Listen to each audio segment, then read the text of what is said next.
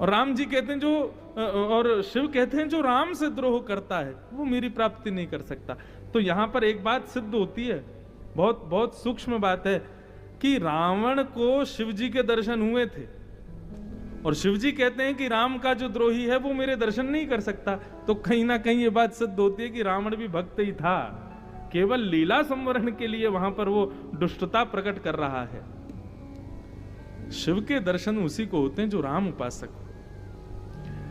हम अभी श्रावण में हमारा संकल्प, हम रोज शंकर जी का रुद्राभिषेक कर रहे हैं। सब ब्राह्मण भूदेव रुद्राष्टाध्यायी का पाठ करते हैं, लेकिन हमारी श्रृंगी जो है ना वो भी काशी से ही बनवाई है हमने। वो श्रृंगी में भी राम राम राम राम लिखा है, मानो जो दुग्ध जा रहा है, जल जा रहा है, वह भी राम का स्पर्श करके शंकर जी पर जा रहा है। और जब हम रुद्राभिषेक करते हैं, आप भी करके देखिएगा, उस समय जय सिया राम, श्री राम, जय जय राम, इस मंत्र का उच्चारण करते हुए रुद्राभिषेक करना।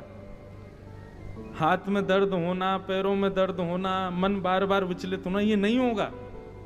क्यों ये विचलित क्यों होता है? क्योंकि आपका मन लग नहीं रहा अभिषेक में। और जब आपका मन नहीं लग रहा तो इसका मतलब सामने भी शिला है, शंकर जी नहीं है। लेकिन जब आप राम नाम उच्चारण करके रुद्राभिषेक करोगे तो आपका मन लगेगा, और आपका मन तभी लगेगा जब सामने शिव हो। तो राम नाम उच्चारण करोगे तो सामने शिला नहीं, शिव ही आकर के उस अभिषेक को स्वीकार करते हैं। तो प्रसंग कुछ ऐसा है, शायद सुना हो आपने, कि श्रीमन नारायण नित्य सहस्त्र दल कमल शंकर जी को अर्पित करते हैं। 1000 कमल रोज चढ़ाते हैं शंकर जी को।